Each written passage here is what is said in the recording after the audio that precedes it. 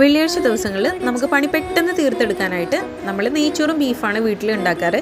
ഇന്ന് നമുക്കൊന്ന് ചിക്കൻ ബിരിയാണി പിടിച്ചാലോ എന്ന് ഓർത്ത് അതിനായിട്ട് നല്ല കഴുകി വൃത്തിയാക്കി വെച്ച ചിക്കനിലേക്ക് ഗരം മസാല, മഞ്ഞൾപ്പൊടി, മുളക് പൊടി, ഉപ്പ്, കുറച്ച് കറി ലീവ്സും കൂടെ ആഡ് ചെയ്ത് ഇഞ്ചി വെളുത്തുള്ളി പേസ്റ്റ് നന്നായിട്ടൊന്ന് മിക്സ് ചെയ്ത് കൊടുക്കുക. ശേഷം ഒരു ചട്ടിയിലേക്ക് നെയ്യും വെളിച്ചെണ്ണയും ഒഴിച്ച് കുറച്ച് സ്പൈസസും ആഡ് ചെയ്ത് ഉള്ളി, തക്കാളി, ഉപ്പ്, ഇഞ്ചി വെളുത്തുള്ളി പേസ്റ്റ്, കറിവേപ്പില നന്നായിട്ട് മിക്സ് ചെയ്തതിന് ശേഷം അതിലേക്ക് നമുക്ക് പൊടികൾ ചേർക്കാം. ഞാൻ മഞ്ഞൾപ്പൊടി, ഗരം മസാല, നല്ല ജീരകം, കുരുമുളക് പൊടി, കുറച്ച് കേട് ആഡ് ചെയ്യുന്നുണ്ട്.